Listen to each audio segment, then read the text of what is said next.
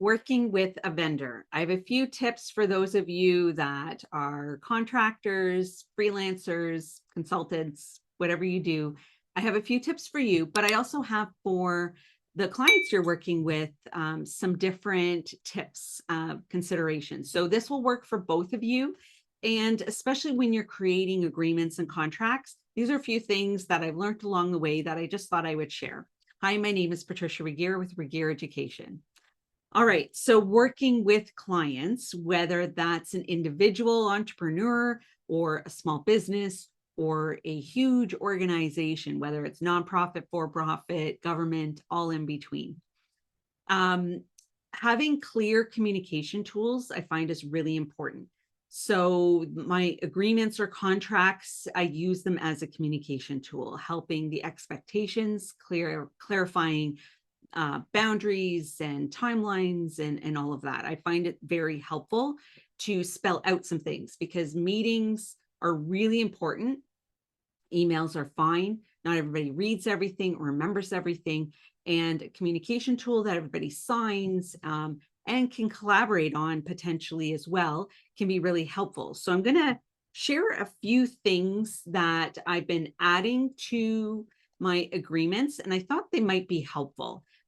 First of all, always assume the best, plan for the worst per se, but not let the worst experience impact all of your future communications and professional experiences. One bad experience can definitely overshadow. It can be, a life lesson of when warning bells happen or red flags or the screening process initially. Are you a good fit, or the potential pitfalls that could happen? It's all learning. So one bad experience should not impact all the rest. To assume the best from people, because I've worked with a lot of fantastic organizations and individuals as well, but every situation's different. Every context, my agreements are different depending on what I'm doing. If I'm facilitating, if I'm producing, if I'm assisting with content creation or consulting, or if it's a package or a one-off. So a few things that I just added into one of my agreements, and I thought I would share them with you if this is helpful to you. Being clear as you can with a timeline. But timelines are tricky because there's many different variables, and you want to be, yes, with experience, you might just know, okay, this is how long it takes. But with content creation in particular, a lot of moving parts, it can definitely not be as expected. So you want to be as clear as possible. You can have a typical, this is how much the goals, the outcomes that are expecting this every month, that kind of thing.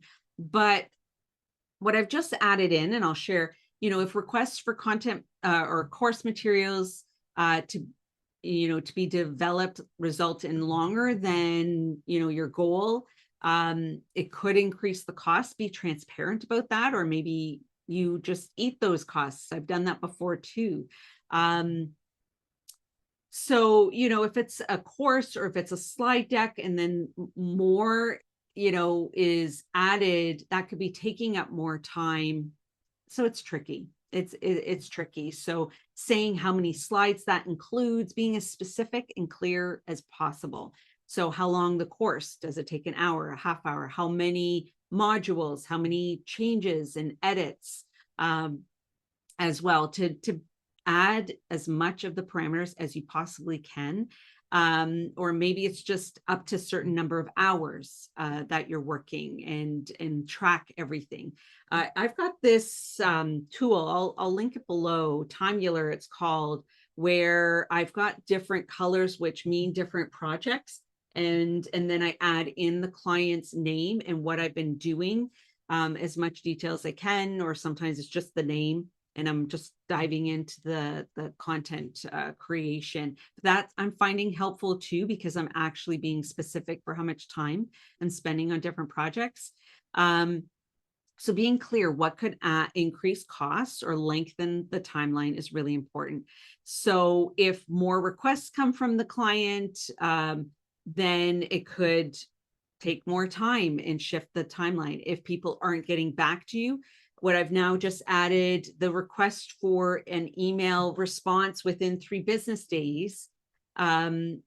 If that's realistic, if you both agree on that, maybe it's fine for the length of timeline that it's within a week, you know, of calendar days. So you discuss that, what you're comfortable with. But for me, I find it helpful to even just know, got your email, I'm swamped this week, I'm going to get back to you in 1 week, you know, and that kind of thing, that communication touch points. Otherwise, I feel my due diligence is another email. If I've waited, you know, a full week or a week and a half, and then a phone call, do I have their phone number? Because what if my emails are going into junk? All of a sudden there's a change in their IT department as to outside emails where they go. So, you know, to keep that in mind, assume the best. People are often very busy, juggling many balls, and sometimes we're just not the priority of the moment. So being very kind, gracious, supportive, and professional, even if you're frustrated, or, you know, sometimes for me, the frustration comes because I don't want it to be reflection of me that it's taking longer. So, you know, being as clear as possible. And then those communication touch points, meetings, face-to-face, online, letting know, okay, you know, I'm concerned it's getting a little bit delayed with emails. Where are you at? Do we need to shift things? Having those conversations along the way as well. Putting your goals, your targets, as well. And I'm just looking at my agreement here, so that's why my eyes are going down. So if timeline is altered due to additional development requests from your client, delay or delays in responsiveness with materials and collaborative efforts, additional costs may occur if it's taking more time. You don't want to be chasing. I only have additional costs if more time is being invested in it, but also blocking off my dedicated time where I'm not taking on other clients because I'm wanting to see the project through to its fullest. Clear communication contributes to efficient timelines. We request that emails are replied to, and that's kind of some of the wording. And even if it's to communicate unforeseen circumstances as well. If timeline is delayed to access to the platform that you might be working on their platform. And if it's interrupted because login changes have happened, that could be a delay in payment for that plan that on their end, or just password changes have to happen every once in a while. Sometimes it's not because of worst case scenario, but just so you know, as clients, it can be a red flag for your vendor if you're especially towards the end of a project, you've just put in a full month's worth of work, you haven't received the payment yet. If you're paying after, if you're paying before, you feel a little bit more comfortable. And you're locked out of a platform that might not be on purpose, but red flags go up if there aren't emails, you haven't received the payment yet, and now you can't get into the platform for any more additions. That can, especially if a bad experience where it just takes one shady person, and most people aren't that way, but it just takes one person to kind of put that in there where there isn't 100% trust. So you definitely want to build the trust and good relationship from both parties. That's really important. And don't assume the worst from people. People are busy and they do, you know, just be friendly in your voicemails, clear in your emails. Chasing's never fun for anybody, whether it's for payments or communication or information you need to do a great job. But everyone's trying to do the best they can most of the time. And so if the timeline's delayed, other things, monthly agreed upon payments will continue until the project's completed. Upon completing of the project, final payment is received. All files related to like closed captioning, video files, audio files, your video. I always make sure too that my client has a Canva account if I'm going to be using my Canva account to create things and then send it to they can only get it through their Canva. So then they have the licensing to those photos. I want to protect myself. I'm using other platforms too, or use their Canva is even better. But if you're wanting to protect all the work you're doing, so you weigh that out. I use other platforms that I can create little mini videos on there, and it's okay for licensing for my clients. So check that out as well. And then you want full payment. And I also put in there, I just added, we appreciate a wrap-up meeting to discuss the process, if there were learnings and feedback for experience from both parties. Are they open to that? Are they willing? Do they want to hear from your experience, or just hear from their experience as well? Positive and opportunities for changes. Because sometimes some of the outcomes isn't just the content you're creating, but the process itself, to learn working with a vendor for what they can do in the future to make it more efficient. Maybe the next course they know, okay, now I've got to get all this together, or I have to have this much time. It's all learning and a good opportunity. I appreciate a quote all the time too. That really makes a difference. And, or a summary report on the process, that kind of thing, recommendations, if that's part of the quote or part of the gift you give. And what's really important too, if there are staff changes within the project, either in leadership or team members, a handoff meeting is requested to review the agreements, the expectations, the commitments, communication processes that were put into place with one person, and then another person steps in, and then maybe another person steps in, and you have another person doing another part of the project. It can all of a sudden, nobody, sometimes you're the person that holds it all together, that brings everyone up to speed. If you're the consultant or vendor. So these are things, maybe this is a good communication video tool if this is helpful to you. I often include a payment schedule, that expectations. A lot of times I do like payments upfront. It's not always the way it's done, but I'm definitely always, give the benefit. If it takes me longer and you've paid upfront, I'm not always charging extra. I want you to be happy, the best possible outcomes, but I want both parties to be happy, and that way then I'm not chasing, or that's not inhibiting how much work I do or how well I do it, because I'm worried about if there's monthly or multiple months delays and I'm working with a project, it can stall things too. So I like to get that out of the way, because I don't want to focus on that. I want to focus on the other stuff. Clear on the, what are all the services included when I'm doing the producing? Does that include recording? Does that include editing?